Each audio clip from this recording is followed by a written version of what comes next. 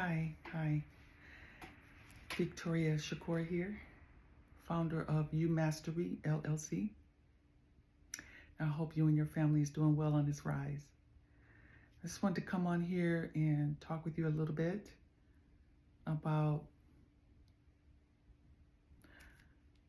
relieving trauma and how powerful your mind is.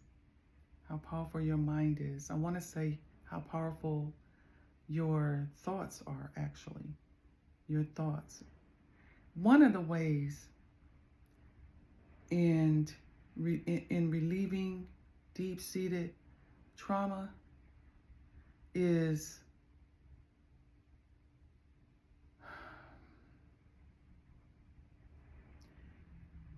asking yourself questions. Asking yourself questions and then asking someone else questions, or maybe seeking out a coach, a life coach, maybe a mindset life coach or a spiritual coach or a coach that's both, and ask certain questions, because we can hear what you can't. We can hear what you're not communicating when you communicate. And it's very serious, because from my own experience and in having coaching sessions, it helped me tremendously. I also received therapy as well in my earlier years in my life, and I didn't know anything about coaching.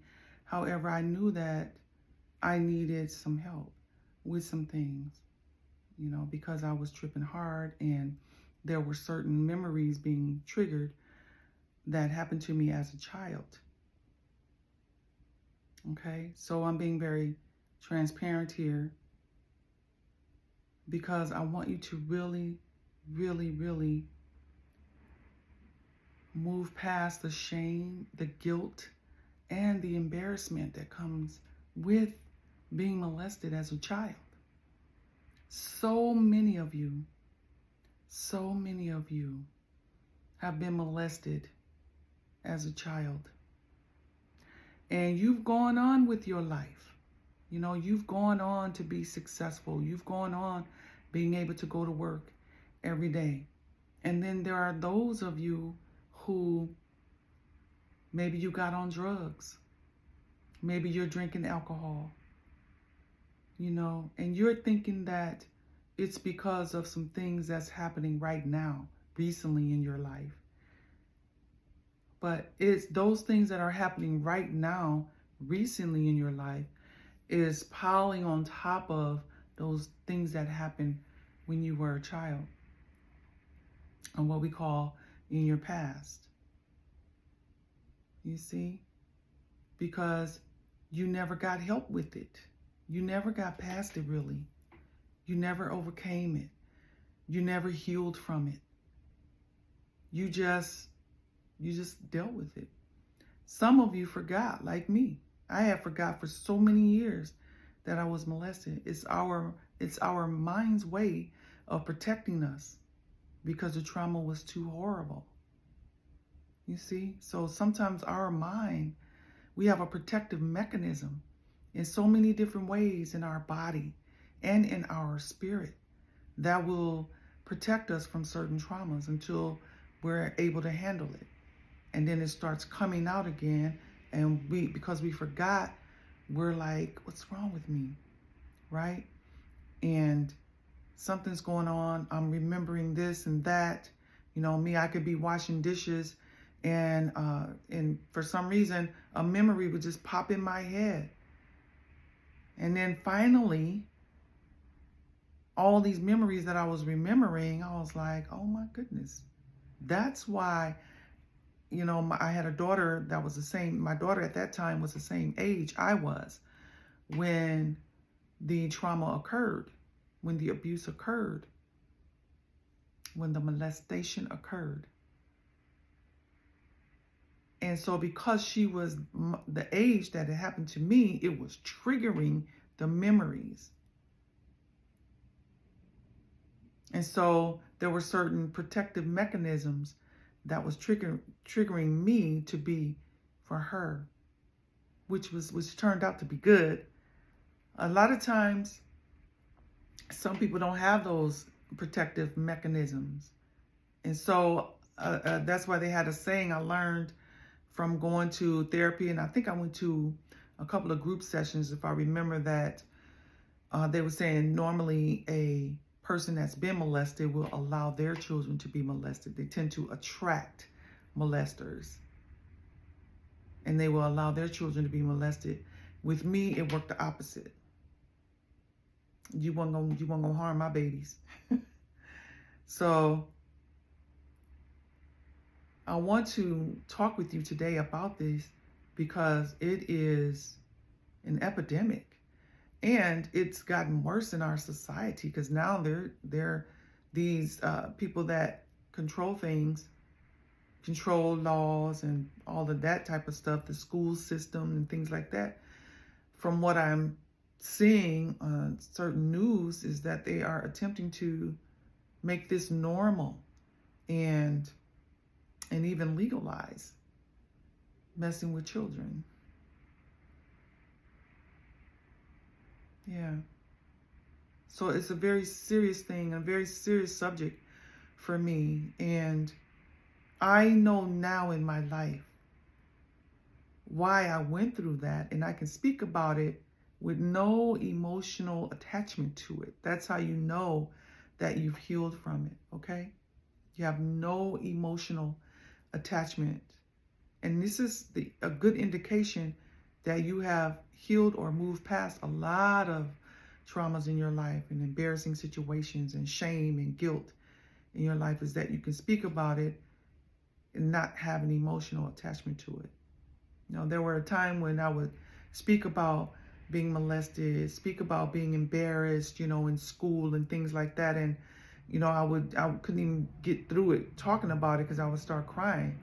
So that was an indication that I was not healed from that yet. I was embarrassed to talk about it because I didn't want any relatives to know that I went through that, or I didn't want my adult children to even know. And as I got coached through it, now I can sit here before you and talk about it because I help other people work through these things themselves. And so I want you to know that it's not something that you have to live with and that you're not alone. It's so easy to feel alone when we're going through things, when we're discovering the dark side of our life, right? When we're doing that shadow work, we don't want anybody else to know. What can they do? Really? I want you to ask yourself, what can a person do if they knew that you was molested? What can they do if they knew that they don't know why? Let's say like me, I went down some dark roads. I was out there in the streets doing stuff, not knowing that I didn't value me because of the molestation, you see? And so I was just out there. And who was I hurting? I was hurting no one but myself. But people that observed what I was doing, observed it from their perspective and what they thought that I really was doing when I really wasn't. It just looked like that. But what I was doing was, I don't know, worse probably. It was probably worse. And I survived it. Almost lost my life 3 or 4 times being in the streets. And I have no regrets about that, because it made me, by the time I was done with all that craziness in my life and I had my children and got married, I was able to protect them and teach them certain things as I learned. I always was a person that read books no matter what. I always was learning and researching and reading and things like that. And so I imparted that to my children so that they can think. Why? To give them what I didn't have. And it wasn't that I wasn't loved by my mom or my dad or anything like that. But it's just that I didn't have the guidance and nor the, I didn't have the guidance nor the nurturing, that I needed as a young lady from my mom nor my dad. Okay? And because my mom was very lenient and really, in retrospect, wasn't ready to even have children when she did. She really wasn't ready for all that. But however, that led to me being exposed to a lot of different things, as well as being exposed to be harmed. And that's what happened. And there were several attempts like that throughout my life that my mind completely forgot about until I started having my own children. I was married at the time. And I was tripping because he couldn't give her a bath. No way. No, I'll do that. I'll stop whatever I'm doing. Because for him not to. And this was my daughter's father. If he had company by, no, you don't go around them men. No. Sit in his lap? No. Not happening. See? And I knew that. I'm like, why am I acting like this? That's her dad. He loves her.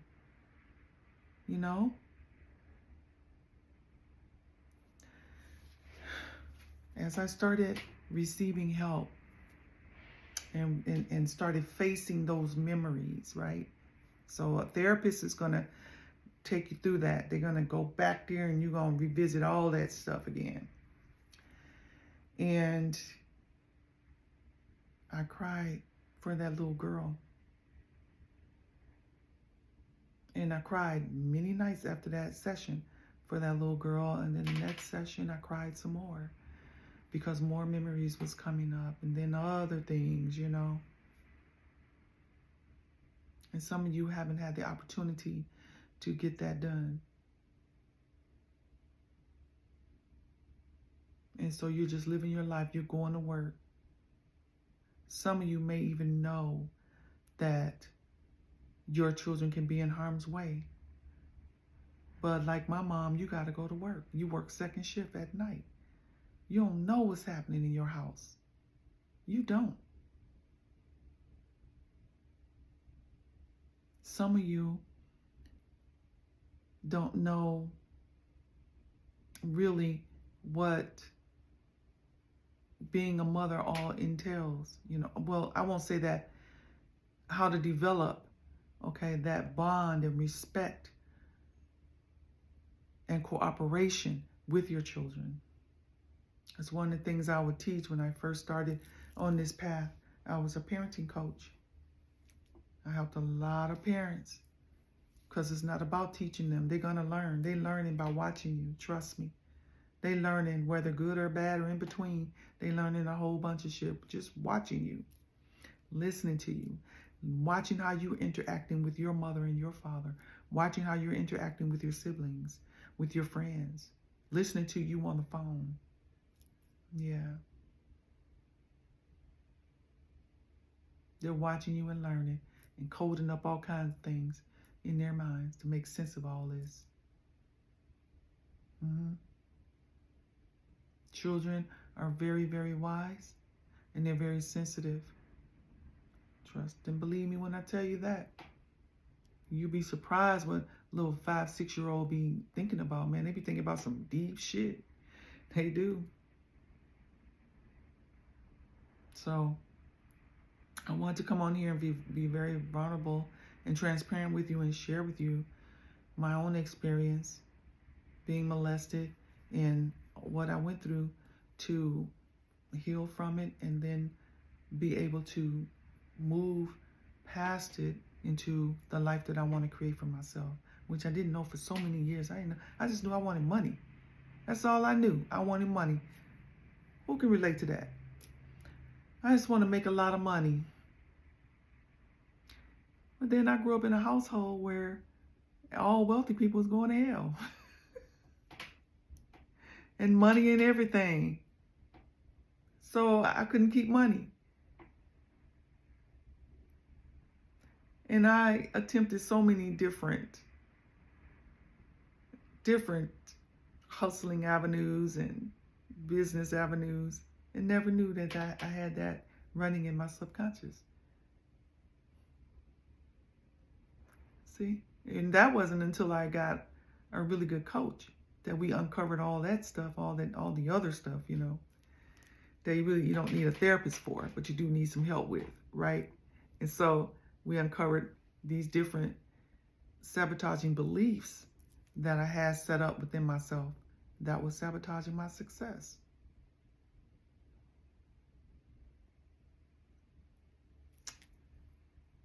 Yeah.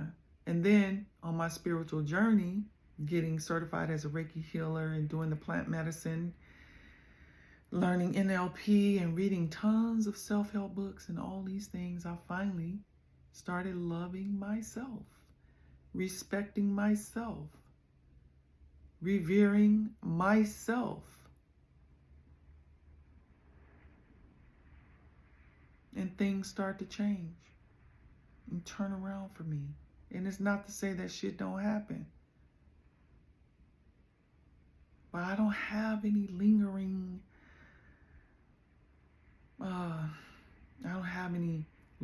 pain or hurts that I'm dealing with.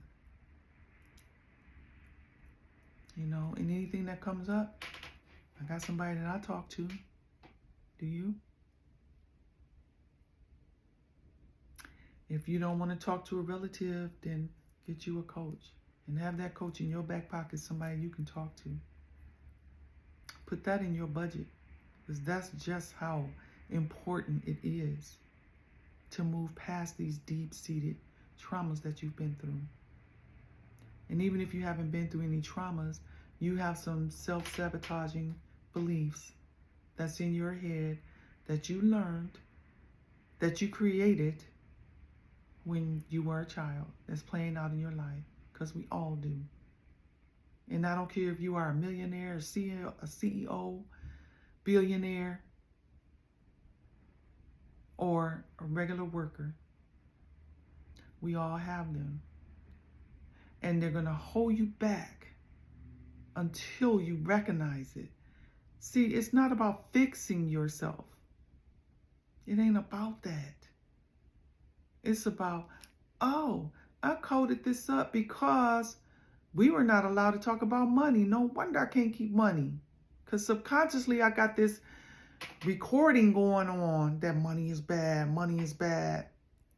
But society tells you that you need to have a lot of money if you want to live comfortable. And so you on this treadmill trying to make that money. Everything you do is about making money instead of doing what you love. Instead of doing what you love to do. Because that's where your money really lies, and that's where your happiness lies. So how do you move past these deep traumas? Ask questions. Ask, why do I flip on people so fast? Why am I doing that? Why I can't seem to keep money? I got a successful business going on. I made this much, but where's my money? Why do I keep attracting this type of person in my life that has these character traits? See?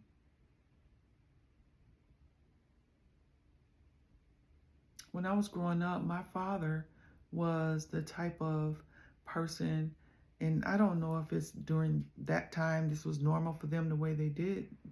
This was a normal thing, for a lot of families, is that the baby was this special person because they was the baby of the family. They were the last ones born. My father had 2 boys and 2 girls at the time. It was just me and my sister. But she could please my dad and make him so happy. Just little nothing, because she was the baby. And I come along with my little school project, and I'm proud. The teacher done made me proud and everything. And my dad, you see? And my stuff was better than my sister's. But my dad wouldn't get as excited. He didn't have that twinkle in his eye for my project or anything that I ever did. And I made straight A's in school. See? So I created this identity of that I'm not worthy.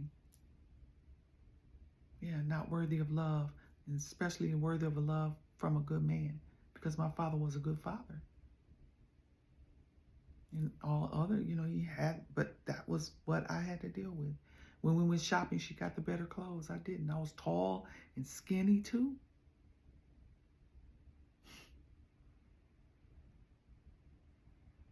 And she got the better clothes. I had to get my stuff on sale, which didn't fit me. See? So that got coded up as I wasn't worthy. It got coded up as I didn't belong, which I kind of always felt like I didn't belong in this world, let alone in that family. You see? And that played out in my life, because I kept having to protect my heart from so many different things. And so I would attract these men that weren't emotionally available for me. See? Just little things like that we may not notice in our lives, or we notice it, but we're not really noticing it, if you know what I mean. We're not really questioning it. We're not thinking about it. It's just, dang, my last dude was like that. Same thing. And the dude before was like that. Dang, why I keep attracting these type of men? Only a coach would be able to pull that out. Say, oh, that's why. And this is the identity that you created to protect yourself. But you no longer need that identity. Okay? So this is how you move past traumas. And journaling helps. I journaled, wrote my thoughts, wrote my feelings, and I would do that, right? Do that work. Still got to do that work. And that all helped. And reading books and becoming more and more aware of myself and who I am. But I had a long ways to go, because I was doing it all by myself at first. And this was after, the therapy, and I figured all that out. And he told me there's nothing wrong with you. Woo, what a relief. And so that's why the first thing, not why, but one of the reasons, the first thing when you go on my website is you'll see it says you don't need fixing. It's just that you coded up some things to protect yourself. And that identity is still protecting you. And your subconscious mind likes the path of least resistance. And so it's going to keep attracting those things that you survived. Because that's what it knows. Your conscious mind wants the adventure, wants to do things. It wants to start the business. It wants to have a happy, wonderful relationship. It wants to lose the weight.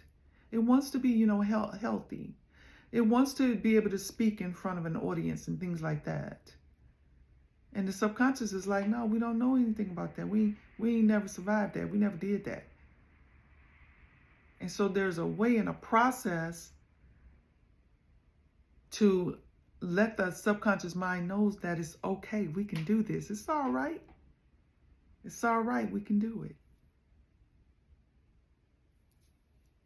See? And there's a process, there's a method to doing that. And then once you have the key in knowing how to communicate with your subconscious and let it knows that whatever it is that you're attempting to do and you see the blockages that comes up, you may feel it in your stomach. You may feel it up here in your head. That's a blockage coming up. Or a person may be reflecting back to you what that blockage is. It could come that way as well. It's all about being aware. Once you get the keys and the tools and know how to recognize those things, and you know what to do with it. But when you don't have it, you ain't gonna know what to do. You can see it, you know it's there, but you just don't know what to do with it. See, the thing is, you are a god and goddess walking in this construct. You are. You just forgot. And so these things come up in your life. You don't know what to do with it. So those of us who come here, we came here to remind those of you who you are. We came here to remind your organic humans of who you are and that you are God and goddesses walking this construct, and then give you the keys to activate that code, to unlock that code within you so that you walk around like a magician. That's what I call it. Like a magician. Yeah, things is, people say, oh, you got to grind, you got to work hard. And in my soul, I always knew there's something not right with that.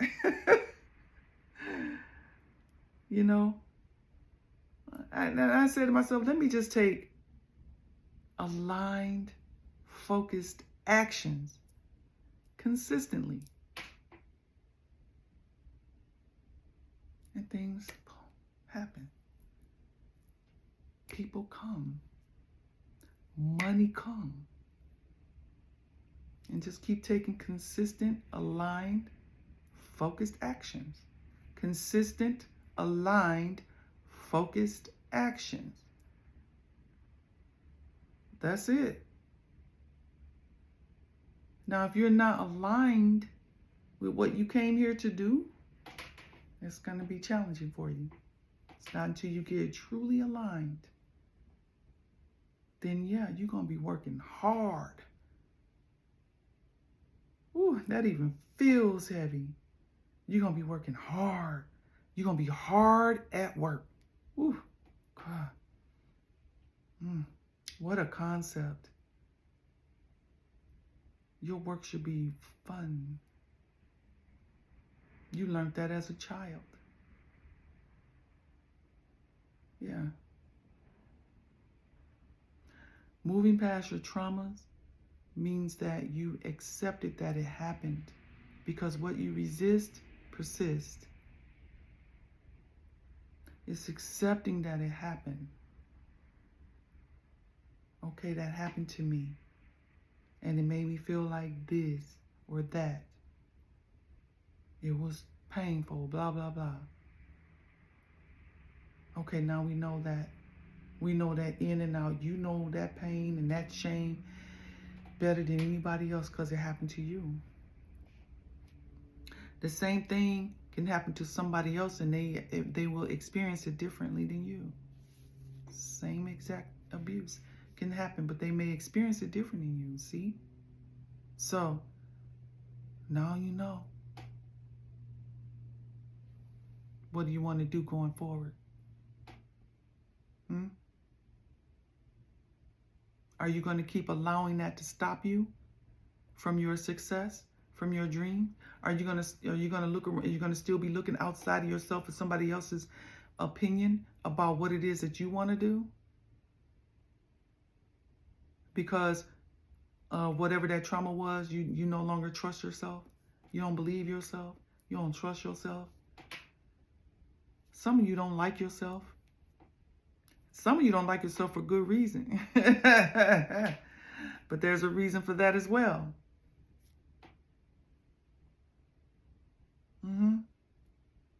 There's a reason for that as well.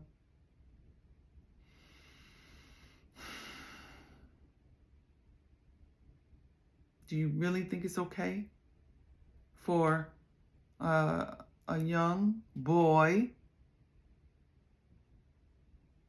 because that's what we call human males that is not of an adult age yet, or teenage age yet, or young adult age yet. They're called boys.